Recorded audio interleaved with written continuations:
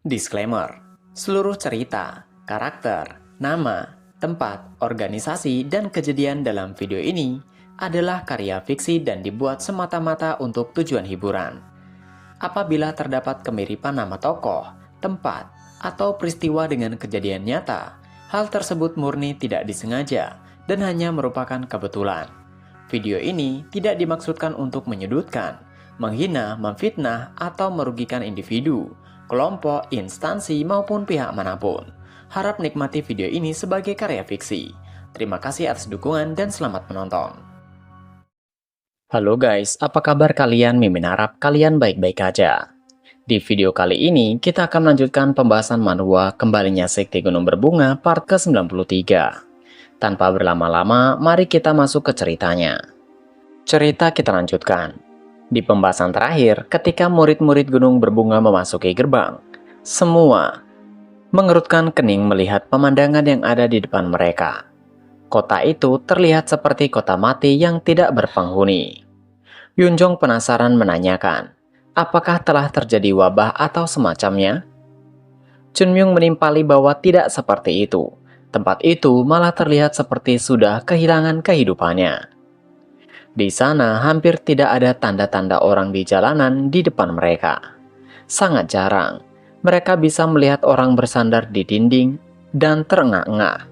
Mereka melanjutkan langkah kaki mereka ketika Jolgul mengatakan, keadaan di sepanjang jalan tidak terlihat bagus, tapi setidaknya ia berpikir Kunming akan berbeda.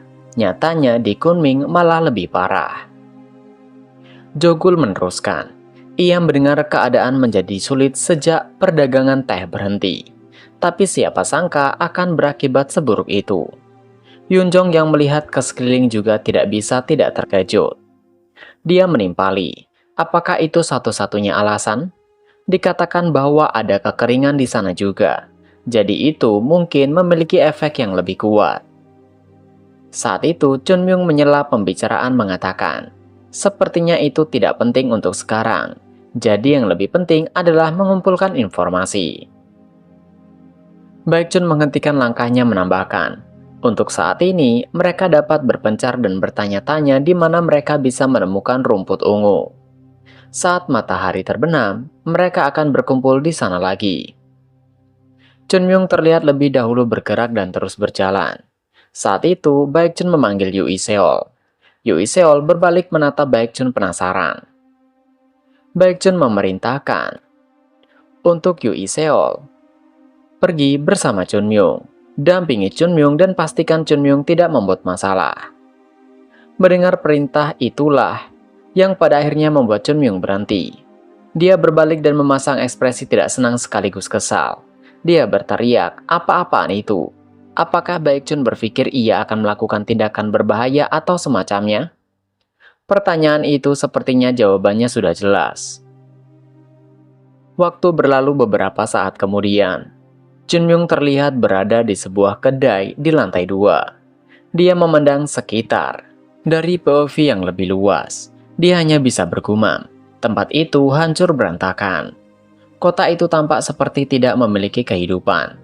Kunming yang ia ketahui sebelum ia berinkarnasi seharusnya menjadi jantung Yunan. Dan jika tempat seperti ini saja sudah kehilangan kehidupannya, itu berarti seluruh Yunan sedang sekarat.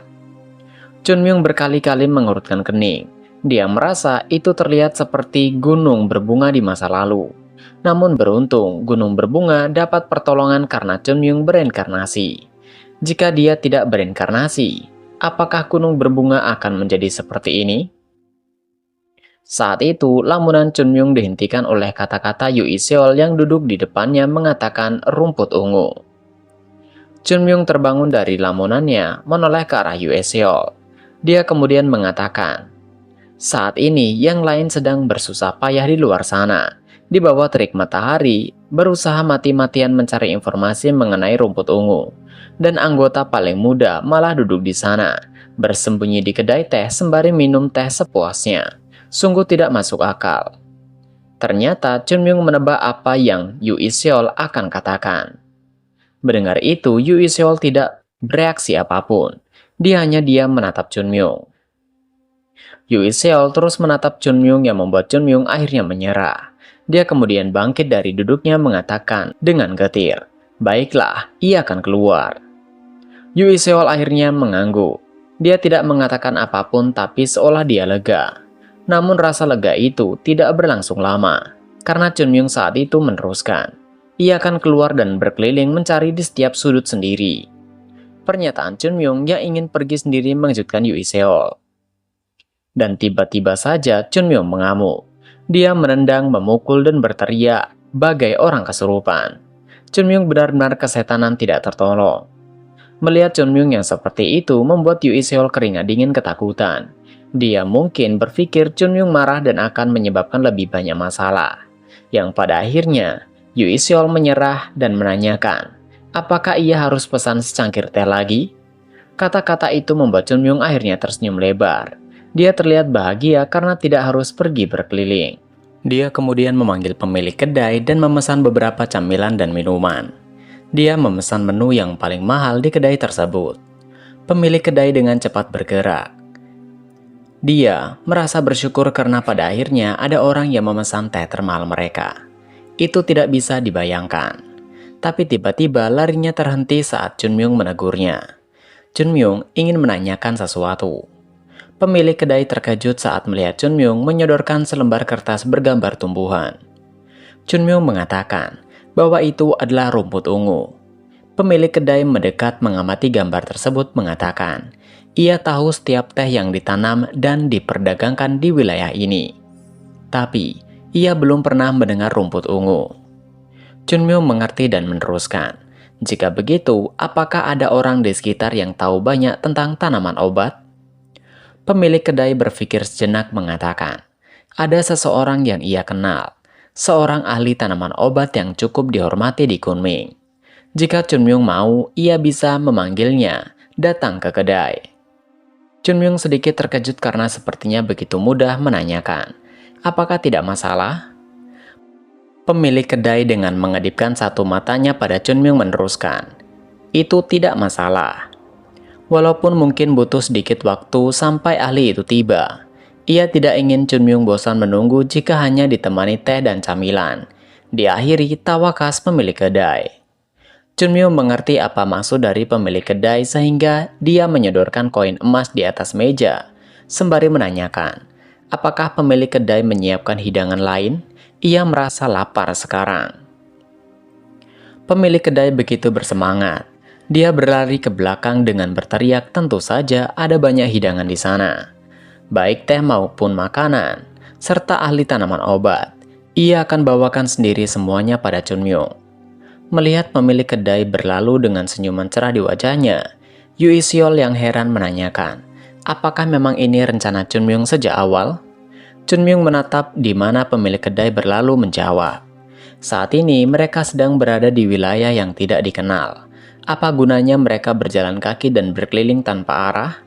Masalah lokal paling baik ditangani oleh penduduk setempat, tidak perlu membuang banyak waktu. Chun Myung meneruskan seolah mengajari Yui Seol bahwa metode apapun tidak akan bisa mengalahkan sumber informasi yang sudah kau beli, seperti pemilik kedai barusan. Mendengar penjelasan Chun Myung, Yui Seol terdiam dan kemudian mengangguk. Dia menyesap tehnya dan bergumam dalam hati bahwa Chun Myung cerdas, tapi itu sangat tidak cocok dengan sifat Chun Myung. Bagaimanapun juga, memang benar dia merasa kasihan pada rekannya yang lain yang berada di bawah sinar matahari. Tapi mau bagaimana lagi? Yang akhirnya mereka berdua melanjutkan menyesap teh mereka sembari menunggu hidangan juga sang ahli tanaman obat sampai. Di sisi lain, Jogul saat ini terlihat menghela napasnya dalam-dalam. Dia merasa tidak nyaman dengan kondisi saat ini dan mengeluh itu sangat merepotkan. Dia tidak menyangka bahwa informasi tentang rumput ungu akan selangka itu. Itu adalah komoditas yang diperdagangkan di Sichuan. Jadi ia pikir akan ada sedikit informasi. Apa ia seharusnya bertanya lebih banyak saat mereka masih berada di Sichuan waktu itu? Karena konon rumput ungu tumbuh di Yunnan, mereka mengira informasi tentang itu akan bisa dengan mudah didapatkan. Tapi nyatanya tidak semudah itu. Jogul terus berjalan menyusuri jalanan sepi itu. Saat dia melewati seorang pengemis, Pengemis itu menghentikannya dengan menarik lengan bajunya. Pengemis itu terlihat sangat kurus, hanya tulang dibungkus kulit serta pakaiannya yang compang-camping. Dengan tubuh lemah dan gemetar, pengemis itu menadahkan tangan meminta sesuatu pada Jogul. Jogul memandangnya dengan iba bergumam. Semua orang yang ia lewati terlihat sangat rapuh dan sudah berada di ambang kematian. Kemudian dia menoleh ke belakang meneruskan. Dan semakin jauh ia masuk ke dalam kota, keadaannya semakin memburuk. Pantas saja ia tidak bisa mendapatkan informasi apapun yang berguna di sana. Jogul berjongkok dan memberikan sesuatu pada pengemis itu dan berpikir bahwa ia harus melakukan pendekatan yang berbeda untuk mendapatkan informasi. Saat itu, suara keributan yang tidak jauh dari tempatnya menyadarkan Jogul dari pemikirannya. Suara teriakan anak-anak yang meminta sesuatu. Jogul menoleh dan sedikit terkejut. Yang tidak lain itu adalah sekumpulan anak-anak yang mengerumuni Yunjong dan meminta sesuatu.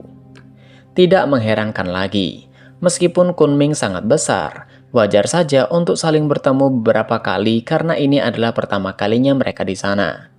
Tapi yang mengherankan lagi bagi Jogul adalah situasi Yunjong saat ini yang dikerumuni oleh anak-anak. Yunjong yang memegang sekarung makanan terlihat susah mengendalikan anak-anak yang terus berebut makanan. Dia meminta untuk mereka berhati-hati. Masih banyak yang tersisa dalam kantung. Jadi, jangan mereka saling dorong yang akan mengakibatkan mereka terluka. Namun peringatan itu tidak ada artinya. Anak-anak terus berebut dan saling dorong. Yunjong memperingatkan mereka lagi ia akan membelikan yang lain jika itu habis. Tapi mereka harus tenang. Namun, sekali lagi peringatan itu tidak dihiraukan. Mereka kini meraih kantung itu dan merobeknya. Padahal Yunjong terus mengatakan akan membelikan yang lain. Tapi rasa lapar membuat anak-anak tidak bisa berpikir jernih. Mereka merebut dan saling dorong untuk mendapatkan bagian. Setelah dapat, mereka melahap dengan rakus seolah mereka belum pernah makan berbulan-bulan.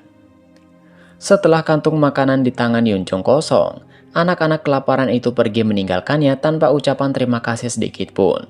Itu membuat Yunjong hanya terdiam tidak berkata apapun. Situasi yang tadinya ramai kini menjadi kembali sepi seperti kota tak berpenghuni. Jogul yang menyaksikan kejadian itu dari jauh segera mendekat dan mengatakan, mereka itu sama sekali tidak tahu rasa terima kasih. Yunjong menoleh ke belakang dan mendapati bahwa itu Jogul.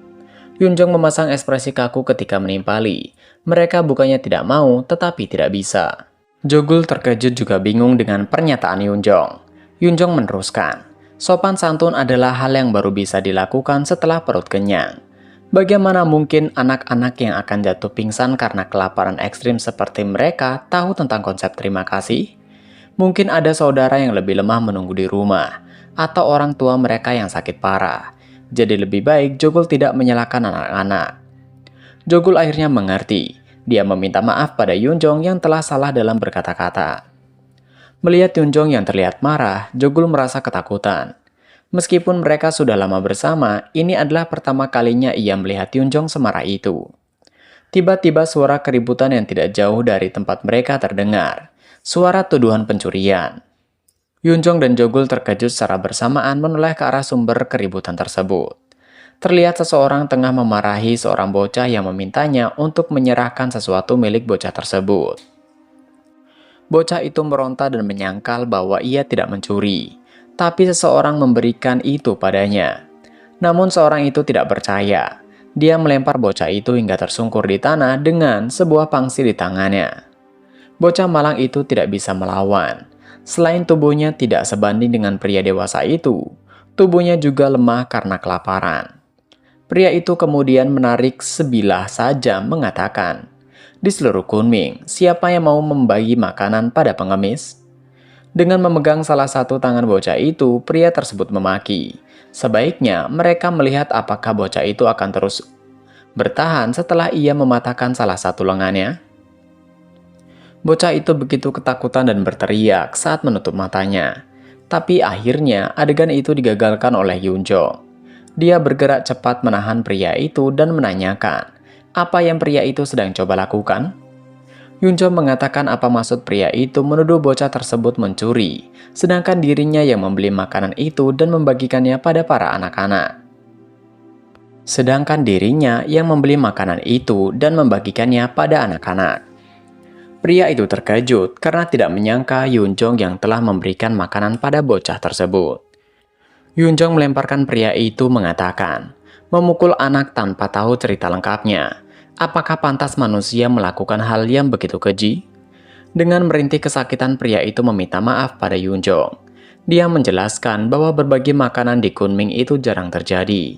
Jadi, ia secara alami mengira bocah itu mencuri. Yang kemudian pria itu meminta maaf atas kesalahannya. Yunjong tidak menjawab dan hanya berbalik dengan wajah kesal menuju bocah tadi yang terlihat duduk lemas. Yunjong menanyakan keadaan bocah tersebut.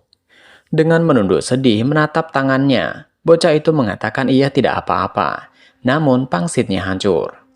Padahal ia akan memberikan itu pada adiknya. Yunjong menghibur bocah itu mengatakan untuk tidak perlu khawatir. Ia akan memberikan pangsit yang baru. Bocah itu terlihat terkejut dan bahagia, mencoba mengkonfirmasi apakah Yunjong bersungguh-sungguh. Yunjong menjawab dengan senyuman lebar seolah ingin sekali menghibur bocah tersebut. Melihat pemandangan itu, Jogul menganggukkan kepalanya bergumam. Seperti yang diharapkan dari Sahyungnya, ia begitu terpaku menemukan rumput ungu. Tetapi, bahkan dalam situasi seperti ini, Yunjong mengutamakan kebutuhan orang-orang yang sedang kesusahan. Jogul tidak bisa tidak mengagumi Sahyungnya itu yang begitu luar biasa. Sepertinya ia harus meneladani Yunjong dan juga. Sebelum pujian yang ia agungkan pada Yunjong berakhir, tiba-tiba Yunjong menyadarkannya dan memanggilnya. Jogul bingung tetapi tetap menjawab. Hal yang tak terduga terjadi, yang mana Yunjong mengulurkan tangannya dan meminta Jogul menyerahkan uangnya. Jogul terkejut dan bingung. Melihat kebingungannya itu, Yunjong menjelaskan, ia telah menghabiskan semua uangnya, jadi keluarkan uang milik Jogul. Jogul masih tidak memberikan uangnya membuat Yunjong terus memaksa. Jogul hanya memasang ekspresi datar. Dia bergumam, mengapa Sahyung yang pengasih itu tidak menunjukkan rasa kasihan padanya? Jogul mencoba menjelaskan pada Yunjong bahwa jika mereka menghabiskan semua uang mereka, apa yang akan mereka makan nanti? Yunjong menyangkal apa yang Jogul katakan. Bukankah Sasuk Baekjun mereka membawa uang perjalanan? Jogul berusaha menyangkal bahwa memang benar Baekjun membawa uang, tapi bukankah mereka harus punya simpanan sendiri? Yunjong masih bersikeras menimpali. Lagi pula, bukankah Jogul bisa pulang dan mengambil uang lagi saat kembali ke Sichuan? Mengapa anak orang kaya mengkhawatirkan soal uang? Jogul mencoba berdebat namun apa daya. Yunjong menoleh dan menatapnya dengan ekspresi yang mirip dengan Chun Myung, yang membuat Jogul tidak berani mengatakan lebih banyak lagi. Beberapa saat kemudian, Yunjong telah membelanjakan semua uang yang diambil paksa dari Jogul dan memberikan makanan pada anak-anak yang kelaparan. Dia membagikannya. Anak-anak berebut lagi, membantu mengambilkan air dan sebagainya. Mereka membeli lagi dan lagi, tetapi anak-anak yang kelaparan tidak berkurang. Yunjong bersikeras untuk memberikan lebih banyak makanan, tetapi ketika dia meraih ke dalam kantongnya, tidak ada lagi yang tersisa. Dia menatap ke arah anak-anak yang tidak mendapatkan makanan dan terdiam, apalagi ditambah air mata. Membuat Yunjong semakin iba. Dia menatap anak-anak itu bergumam. Mereka terlalu dewasa untuk usia mereka. Mereka tidak marah atau mengamuk ketika tidak mendapatkan bagian. Tidak seperti anak-anak yang lain, seolah-olah mereka telah terbiasa dengan hal semacam ini. Yunjong tidak bisa mengucapkan kata-kata dan hanya menggigit bibirnya keras-keras menahan tangis. Dia memanggil Jogul dan memintanya untuk membelikan makanan lagi. Namun Jogul mengatakan, bukankah mereka telah menghabiskan semua uang mereka? Mereka tidak memiliki uang yang tersisa. Yunjong masih bersikeras menanyakan, apakah Jogul sama sekali tidak menyimpan apapun? Jogul menjawab sedikit kesal. Bahkan Yunjong juga menghabiskan uang darurat yang ia simpan di pakaian dalam miliknya. Sungguh tidak ada lagi. Mereka tidak bisa membeli apapun lagi meski nyawa mereka terancam. Emosi dalam hati Yunjong semakin meluap ketika anak-anak di hadapannya menunduk mengatakan terima kasih. Mereka bahkan menjelaskan bahwa mereka tidak terlalu lapar. Namun, apakah itu kebenaran di saat tubuh mereka terlihat kurus kering tanpa daging?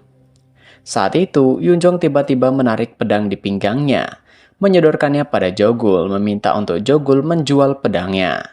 Dan uangnya gunakan untuk membeli makanan.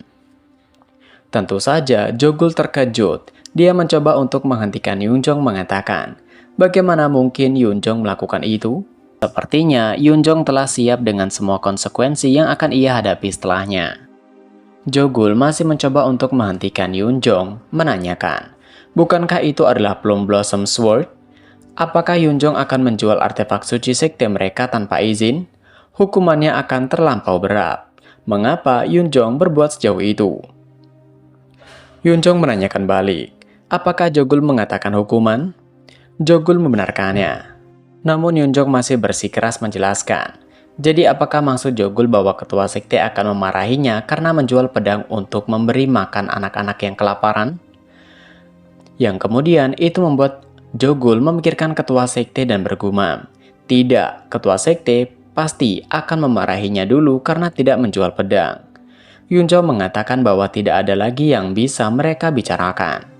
Sebelum alih pedang, kedudukannya adalah seorang Tao. Ia tidak bisa duduk diam melihat anak-anak kelaparan dan melindungi pedang yang digunakan untuk melawan orang. Akan ia kumpulkan anak-anak lainnya. Jadi Jogul harus segera menjual pedangnya dan kembali membawa makanan. Jogul mencoba menyanggah lagi, namun saat itu Yunjong membentak untuk Jogul segera pergi. Saat itulah seseorang datang pada mereka berdua menanyakan apa yang terjadi. Yang tidak lain itu adalah Baekjun. Yunjong pada akhirnya menjelaskan semuanya pada Baekjun apa yang terjadi. Kemudian dia menjelaskan pada Yunjong bahwa ia mengerti perasaan Yunjong. Tapi, ibarat meneteskan beberapa tetes air ke ladang kering, kekeringan yang telah terjadi tidak akan berubah. Apakah Yunjong paham akan hal itu? Yunjong mengangguk paham, namun ekspresinya tetap kaku. Baekjun yang menatapnya bergumam bahwa kata-kata Yunjong menunjukkan kepatuhan tapi tidak dengan ekspresinya. Apakah itu yang dinamakan keras kepala? Baekjun menanyakan pada Yunjong. Yunjong sudah mengerti tetapi tidak berniat mengubah pola pikirnya. Yunjong hanya bisa menjawab maaf. Baekjun menatap Yunjong, sekali lagi meneruskan. Bahkan tindakan kebaikan pun ada waktu dan tempat untuk melakukannya. Tujuan mereka adalah mengumpulkan informasi tentang rumput ungu tanpa menarik perhatian. Tapi jika sampai membuat keributan seperti ini, justru orang-orang akan memperhatikan mereka. Tapi pada akhirnya Baekjun luluh juga. Dia memberikan sekantung uang pada Yunjong agar digunakan untuk membeli makanan. Yunjong terkejut menanyakan apa tidak masalah? Baekjun menjawab tidak masalah. Mereka tidak bisa menutup mata pada orang-orang yang membutuhkan. Ia ingin gunung berbunga berjaya, namun kejayaan itu akan percuma tanpa adanya budi pekerti.